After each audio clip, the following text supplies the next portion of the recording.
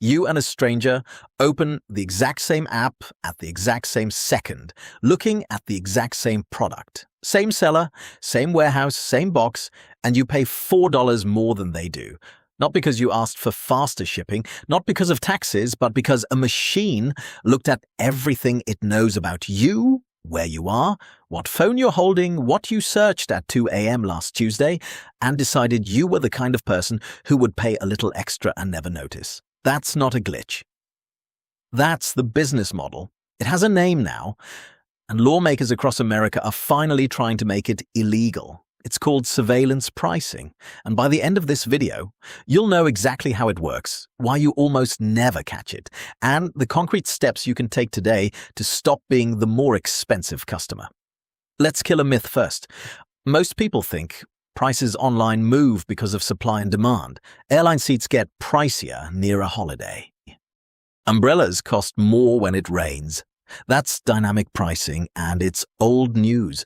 The price of the thing changes for everyone at once. Surveillance pricing is a different animal entirely. Here, the price of the thing doesn't change, you change. Two people, same moment, same product, two different numbers, and the only variable is who you are. The store isn't reading the market, it's reading you. To do that, it needs a profile. And the profile is built from a shocking amount of raw material. When the Federal Trade Commission cracked this open, it found companies pulling in your precise location, your browser history, your demographics, your income bracket, your shopping history, and then it got granular in a way most people never imagine. The FTC found that the movement of your mouse across a web page can be tracked and fed into a pricing engine. The items you put in your cart and then abandon, those aren't forgotten, they're evidence. Hesitation is a data point. Desperation is a data point, and every one of them can nudge your price. Here's the part that should genuinely unsettle you. The store you're buying from often isn't the one doing this. There's an entire hidden industry sitting between you and the checkout button, a layer of middlemen the FTC calls intermediaries. These are firms retailers quietly hire to set your price for them. When the FTC issued its orders demanding answers, the names that surfaced weren't shady back alley operations. They were some of the most respected companies in corporate America, payment giants, consulting firms, specialized pricing technology vendors, household name-level players running the algorithms that decide what you personally are worth? Think about what that means. You've never heard of these companies. You never agreed to anything with them. You can't email them. You can't opt out of a business relationship you don't even know exists. And yet, they may have shaped the last dozen prices you paid. That's the off-the-grid nightmare in miniature, an economy where invisible parties know you intimately, and you can't see a single one of them. Let me give you the example that made regulators sit up, because it's the moment this stops being abstract. Imagine a seller can tell from your recent purchases that you just became a parent. Baby goods in your history, diapers, formula. Then your searches suggest the baby is sick. A worried search at midnight. Now the system knows three things. You're emotional, you're in a hurry, and you will not shop around. So it offers you fast delivery on a baby thermometer at a premium.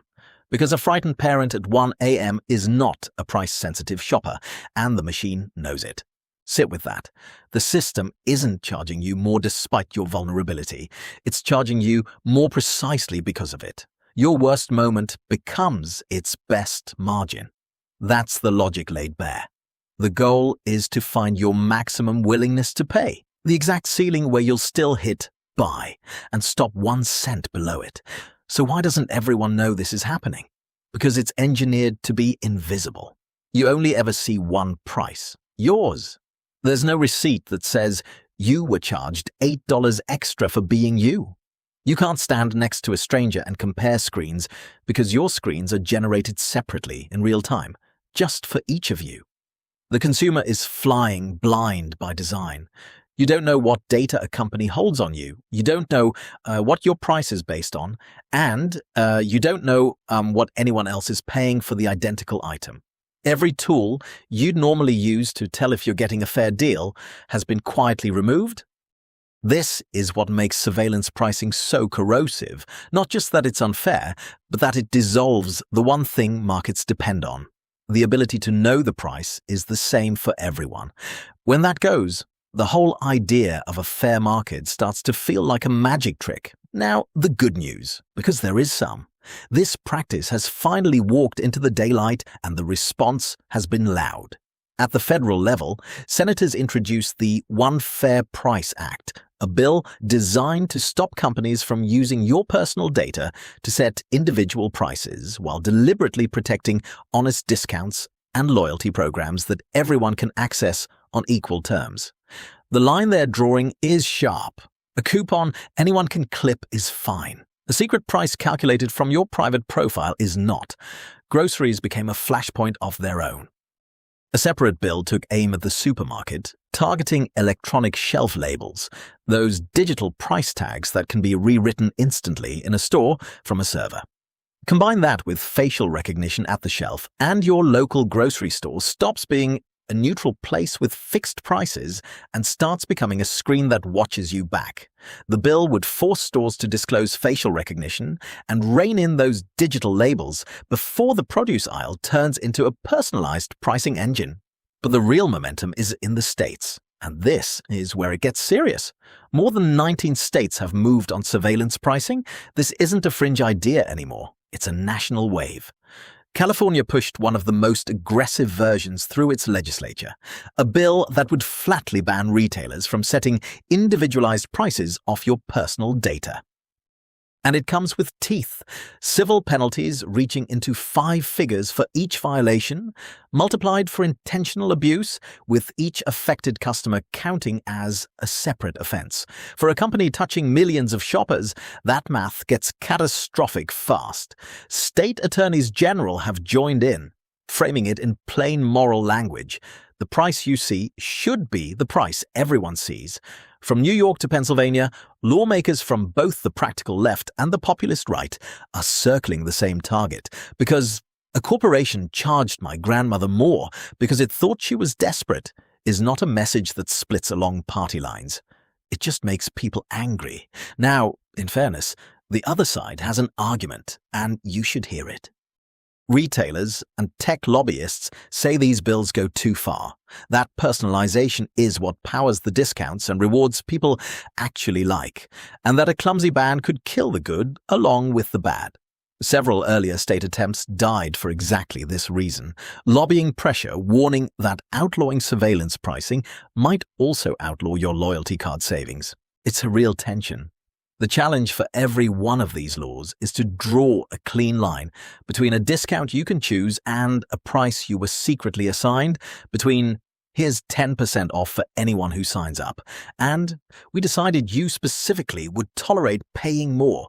Get that line right and you protect people, get it wrong and you break the coupon. That's the needle every lawmaker in this fight is trying to thread right now. So, while the lawyers argue, what do you actually do? Because you're not helpless here.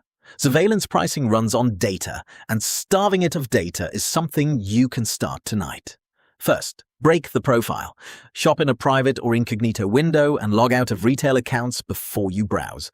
A logged-in account is a name tag. A clean session is a stranger walking in off the street, and strangers are harder to price gouge. Second, change your fingerprint.